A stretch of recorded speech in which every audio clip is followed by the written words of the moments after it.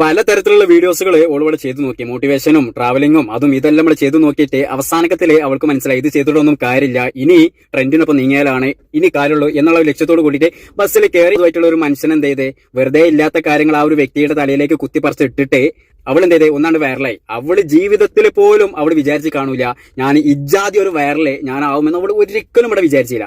അവള് വിചാരിച്ചതിനേക്കാളും അപ്പത്തേക്ക് എന്ത് ചെയ്തേ, അവള് വൈറലുമായി, ഇതാ ഇപ്പൊ നിൽക്കണ അവള് ജയിലിലുമായി. പക്ഷേ ഇവിടെ അറസ്റ്റ് ചെയ്തിട്ടുള്ള ഒരു സംഭവം ഉണ്ട്, ആ വീഡിയോ എല്ലാവരും ഇവിടെ കണ്ടിട്ടുള്ളതായിരിക്കും. ഞാൻ അവിടെ ശ്രദ്ധിച്ച ഒരു കാര്യമുണ്ട്, എല്ലാ പ്രതികളെയും അറസ്റ്റ് ചെയ്ത് കൊണ്ടുപോകുന്ന ആ ഒരു സമയത്തെ പോലീസ് ജീപ്പിലായിരിക്കും കൊണ്ടുപോലെ. പക്ഷെ ഇവിടെ കൊണ്ടുപോയത് ഏതാണ്, i20 കാറിൽ. i20 കാറിലാണ് ഓളെ കൊണ്ടുപോയത്. അപ്പൊ ഞാൻ ഇങ്ങനെ ആലോചിച്ച്, ഇവളെ ഈ കാറിൽ ഇവിടെ കൊണ്ടുപോകാൻ മാത്രം ഇവൾക്ക് എന്ത് മാങ്ങാത്തോലി തേങ്ങ അണ്ടിയാണ് ഉള്ളത്. അപ്പൊ ഓളെ അറസ്റ്റ് ചെയ്ത് കൊണ്ടുപോണത് കാറില്. പക്ഷെ അതും ഏതാണ്, പർദ്ദട്ടിട്ട് മുഖമൊക്കെ ഇവിടെ മറത്തിട്ട്.